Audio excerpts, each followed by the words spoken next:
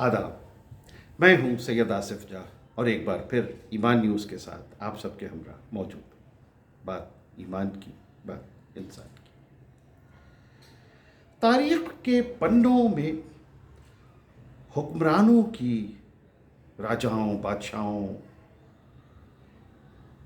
सियासतदानों की कमी नहीं है।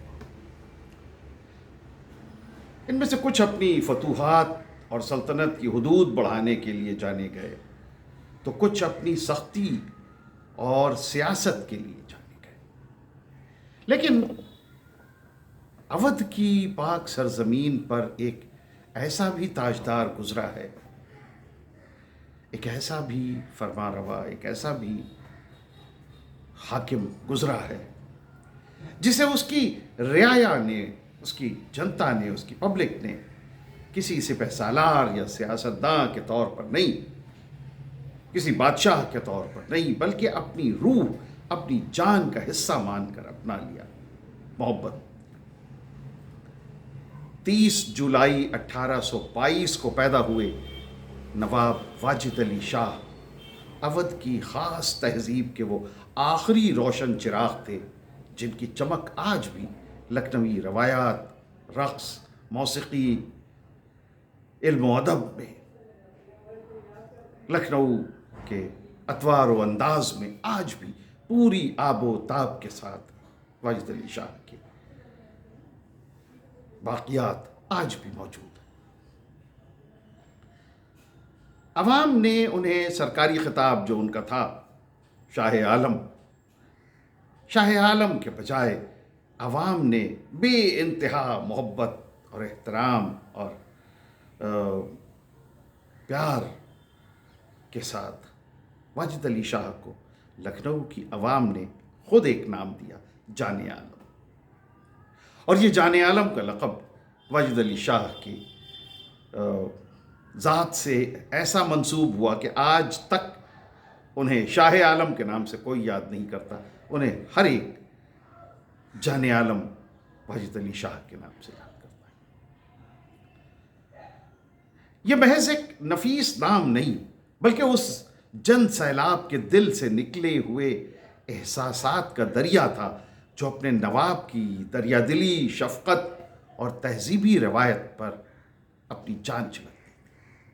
वाजिद अली शाह ने 13 फरवरी 1847 को अवध के तख्त ताज की बागडोर संभाली। उनका 9 साल का दौरे हुकूमत भले ही ब्रिटिश ईस्ट इंडिया कंपनी की सियासी साजिशों और दबाव का शिकार रहा हो, लेकिन एक इंसान, एक फनकार और एक कदरदान के तौर पर वाजिद अली शाह का मकाम इतिहास में अमर है। जब वाजिद अली शाह ने लखनऊ का, अवध का तख्त संभाला तो अवध अपनी अज़मत के आखिरी मुकाम पर था। 1801 के मुआहदे के तहत अंग्रेज़ों ने अवध की रियासत के बड़े हिस्से पर पहले ही अपना शिकंजा कस लिया था। कंपनी ने अवध के खजाने को निचोड़कर अपनी भारी भरकम फौज का खर्चा नवाब पर थोप कर रियासत को अंदर से और कमज़ोर कर दिया। ईस्ट इंडिया कंपनी के लिए अवध महज एक बफर स्टेट था जिसे वो अपने मफादात के लिए लगातार इस्तेमाल कर रहे थे। वाजिद अली शाह के हुक्मरान बनते ही अंग्रेज़ों की नज़र अवध के ज़रख़ेज़ इलाक़ों पर जम गई, जिसे उस दौर में भारत का बाग और अनाज का कटोरा कहा जाता। अगर हालात सियासी और मुल्की अगर हालात साजगार होते तो नवाब वाजिद अली शाह एक बेहतरीन और एक आदिल हुक्मरान साबित होते। उन्होंने तख्त पर बैठते ही इंसाफ की फराहमी के लिए जो काम किए, अपनी रियाया की सहूलियतों के लिए जो सुधार किए और अपनी फ़ौज को नए सिरे से तंजीम देना शुरू किया। वाजिद अली शाह ने अपनी फ़ौज में औरतों की बटालियन पहली बार वाजिद अली शाह ने शामिल की। वाजिद अली शाह वो फरमारवा हैं, वो बादशाह हैं जिनके बारे में बहुत सारी गलतफहमियाँ, बहुत सारी अफवाहें, बहुत सारी झूठे सच्चे किस्से उनके बारे में गढ़े गए। और ये सब कुछ सिर्फ इसलिए था कि वाजिद अली शाह का जो आला कद था उसे अवाम की निगाह में उसे कम किया जाए, उसे धुंधला किया जाए। ایک ایسا بادشاہ جس کی صبح کی نماز کبھی قضا نہیں، چھوٹنا نہیں، کبھی قضا نہیں ہوئی. ایک ایسا بادشاہ جو ہر روز صبح اپنی فوج کی سلامی لینے جاتا تھا. ایک ایسا بادشاہ جس کی دارالحکومت میں لکھنؤ میں 2 تخت روز کارندے لے کر 2 صندوق روز کارندے لے کر بازار میں نکلتے تھے. ہر خاص و عام کو یہ اجازت تھی کہ وہ اس میں اپنی پرابلمز، اپنی شکایتیں، اپنے ایشوز لکھ کر بادشاہ کے لیے ڈالتے. اس میں ایک جو سنہرا ہوتا تھا باکس جو صندوق، وہ گولڈن باکس جو تھا، وہ واجد علی شاہ خود کھولتے تھے اور خود پڑھتے تھے. یہ کتنا اچھا ایک سسٹم تھا کہ عوام ڈائریکٹ بادشاہ سے ٹچ میں تھے. آپ کسی بھی دن اس میں ایک خط ڈالیے اور بادشاہ تک آپ کی آواز پہنچ گئی. اور جو دوسرا جو سلور باکس ہوتا تھا اسے کنسرن ڈپارٹمنٹ جو تھا وہ اسے چیک کرتے. یہ اس طرح کا معاشرہ، اس طرح کی رول، اس طرح کی سطح واجد علی شاہ نے تیار کی. لیکن برطانوی ریزیڈنٹ اودھ کے جو تھے اس وقت کے جنرل سلیمن نے اپنی مغرور اور جھوٹی رپورٹس میں اودھ کو ایک کشاسن اور اراجکتا کا گڑھ بنا کر پیش کیا. اور ظاہر سی بات ہے کہ یہی وجہ تھی، یہ ایک محض ایک بہانہ تھا جس کی تلاش ایسٹ انڈیا کمپنی برسوں سے کر رہی تھی. واجد علی شاہ کے لیے انگریزوں نے کیا کچھ نہیں کیا. He was just 23 year old when he became the ruler. تو اس کے پہلے جو نوابین گزرے ہیں وہ بڑی عمروں کے تھے. Wajid Ali Shah was a young ruler. تو انگریزوں کو ایک یہ بھی تھا کہ he is not going to die soon or get away soon. تو یہ تو نہیں تھا. پھر انہوں نے جاسوسی کروا کے اپنے ڈاکٹرز کے ذریعے یہ پتہ لگوایا کہ واجد علی شاہ کی ہیلتھ کی کنڈیشن کیا ہے. So he was in good health. یہ بھی وہ ہوا. پھر واجد علی شاہ کے سسر کو ملا کر کسی طرح سے ان کے خلاف وہ سازشیں رچی گئیں. اور عصر حاضر کی تاریخی حقیقت اور ڈاکٹر GD بھٹناگر کی کتاب اودھ انڈر واجد علی شاہ جیسے دستاویز اس بات کی گواہی دیتے ہیں کہ اودھ نہ تو مفلس تھا اور نہ وہاں کوئی لاقانونیت تھی. حکومت کی باغ ڈور تو عملاً انگریزوں کے ہاتھ میں تھی. نواب تو صرف نام کے تاجدار رہ گئے تھے. اسلامی اور انسانی نظریے سے اگر دیکھیں تو نواب واجد علی شاہ کی شخصیت کو اگر دیکھا جائے تو وہ ایک بے حد دلکش اور صاف ستھری تصویر ان کی ابھر کر سامنے آتی.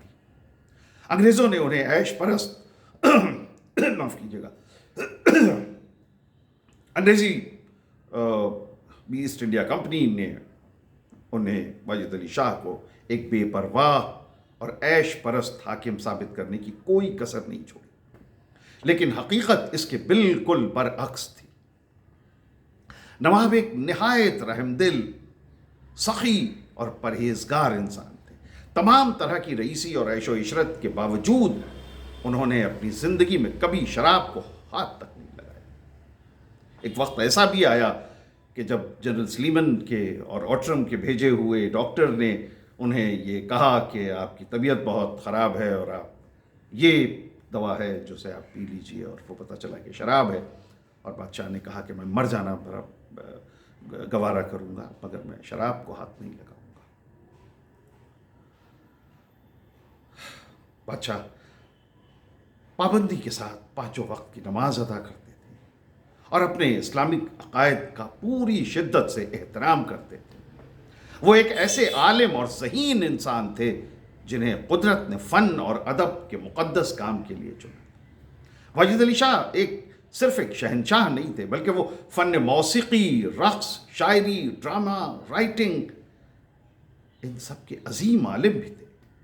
ان کا تخلص اختر تھا، جبکہ اپنی انگنت موسیقی کی بندشوں میں وہ اپنا نام اختر پیا کے طور پر استعمال کیا کرتے. انہوں نے اپنے موسیقی کے استاد باسط خان، پیار خان اور جعفر خان سے موسیقی کی باریکیاں اور اس کی تعلیم حاصل کی۔ انہوں نے جوگی، جوہی اور شاہ پسند جیسی نئی راگ راگنیوں کی تخلیق کی اور دیوان اختر اور حسن اختر جیسی شاہکار کتابوں میں اپنی غزلوں اور نظموں کو سمیٹا۔ کلاسیکل رقص کتھک کو جو عظمت اور جو شہرت نواب واجد علی شاہ کے دور میں ملی وہ تعریف سے پرے۔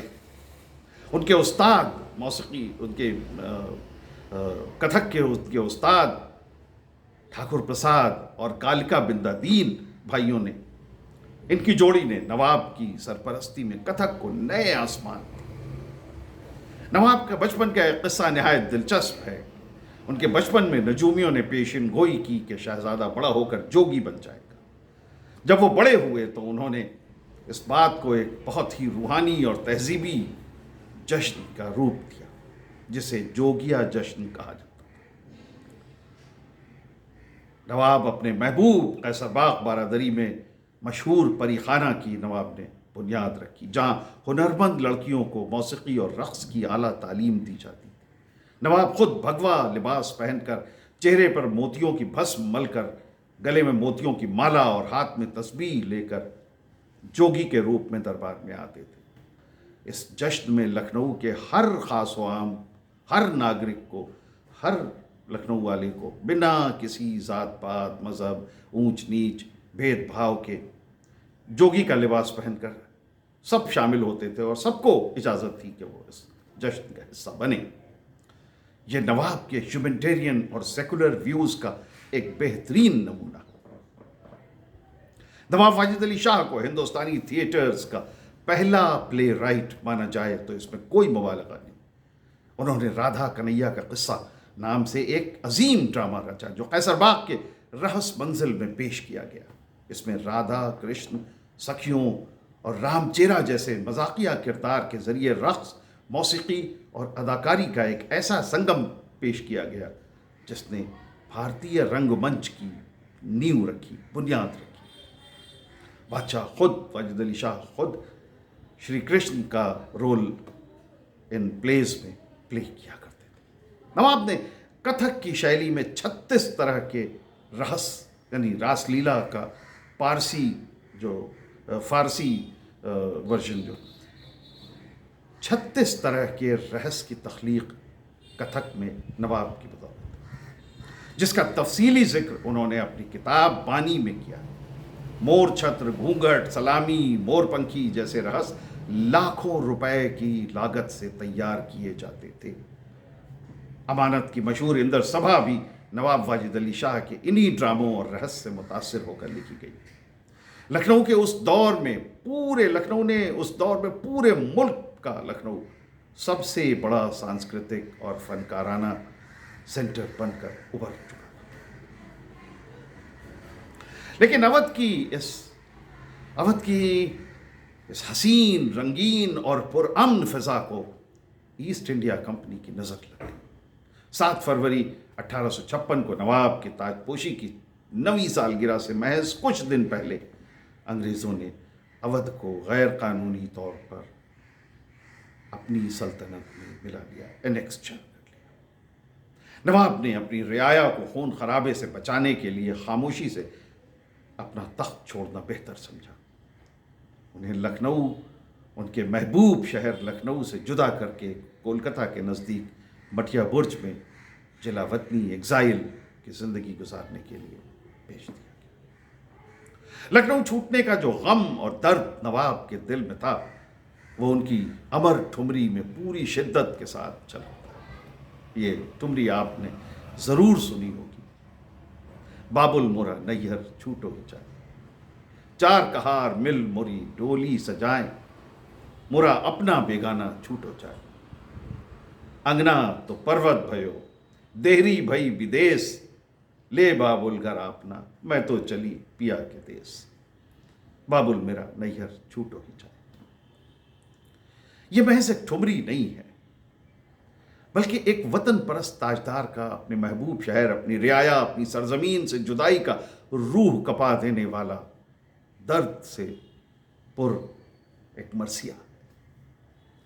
جب نواب واجد علی شاہ لکھنؤ سے رخصت ہو رہے تھے تو لکھنؤ کی سڑکوں پر ماتم کا سما تھا۔ لکھنؤ کی عوام بادشاہ کے پیچھے پیچھے بہت دور تک ان کے ساتھ گئی، اور پھر عالم باغ کے مقام پر نواب نے اپنا قافلہ روک کر اپنی عوام کو ایڈریس کیا اور ان سے کہا کہ آپ واپس چلے جائیں۔ جان عالم کے پیچھے روتی بلکتی لکھنؤ کی عوام اپنے گھروں کو واپس آ گئی۔ کولکتہ کے مٹیا برج میں پہنچ کر بھی نواب کا حوصلہ نہیں ٹوٹا۔ انہیں سالانہ 12 لاکھ روپے کی پینشن ملتی تھی، جس کی مدد سے انہوں نے ہگلی ندی کے کنارے ایک دوسرا لکھنؤ آباد کر دیا۔ مٹیا برج میں وہی لکھنوی نفاست، وہی زبان، وہی شاعری، وہی موسیقی کی محفلیں اور وہی دریا دلی دوبارہ زندہ ہو اٹھی۔ مٹیا برج اس دور میں ملک کے بہترین استادوں، گائکوں، فنکاروں، ادیب اور شاعروں کا ٹھکانہ بن گیا۔ 1 ستمبر 1887 کو اودھ کا یہ آخری چراغ مٹیا برج میں ہمیشہ کے لیے بجھ گیا۔ لیکن نواب واجد علی شاہ آج بھی زندہ ہے۔ وہ ہر اس کتھک کے نرتک کے گھنگروؤں کی جھنکار میں زندہ ہے جو منچ پر تھرکتا ہے۔ وہ ہر اس مغنی کی آواز میں زندہ ہے جو باب المورا کی تان چھیڑتا ہے، اور وہ لکھنؤ کی ہر اس گلی میں زندہ ہیں جہاں آج بھی تہذیب اور احترام اور ادب سانسیں لے رہا۔ نواب واجد علی شاہ ایک ایسے تاجدار تھے جنہوں نے تلوار کے زور پر نہیں بلکہ فن، محبت، خلوص کے دم پر لوگوں کے دلوں پر حکومت کی۔ برطانیہ کی سیاست انہیں تخت سے بے شک ہٹا سکتی تھی، لیکن لوگوں کے دلوں میں بسے جان عالم کے مقام کو کبھی مٹا نہ سکی۔ آخر میں واجد علی شاہ کے ایک اور نظم کے، ایک گیت کے بلکہ اس کے کچھ مصرے سنیے کہ زلف پر پیچ میں دل ایسا گرفتار ہوا جینا دشوار۔ وہ اپنے لکھنؤ سے بدائی کا ذکر ہے اس میں، اور وہ کہتے ہیں کہ کھڑکیاں چھونپی گئیں، بند کی گئیں، کھڑکیاں چھونپی گئیں، روزن در بند ہوئے، ہم نظر بند ہوئے۔ کھڑکیاں چھونپی گئیں، روزن در بند ہوئے، ہم نظر بند ہوئے، اب تو ملنا بھی تیرا دیکھیے دشوار ہوا، میں خطا کار ہوں۔ زلف پرپینچ میں دل ایسا گرفتار ہوا جینا دشوار ہوا۔ تو یہ تھا نواب واجد علی شاہ کی شاندار شخصیت پر ہمارا ایک ٹریبیوٹ کے طور پر ویڈیو۔ امید ہے آپ لوگوں کو پسند آیا ہوگا۔ اپنی محبتوں کا سلسلہ ایمان نیوز کے ساتھ بدستور جاری رکھیے۔ ہمارے ویڈیوز کو، ہمارے چینل کو سبسکرائب کیجیے، ہمارے ویڈیوز کو لائک کیجیے، شیئر کیجیے، فارورڈ کیجیے، اور اپنی باتیں، اپنے خیالات، اپنے تاثرات کمنٹس کے ذریعے ہم تک پہنچائیے۔ بہت بہت شکریہ۔ خدا حافظ۔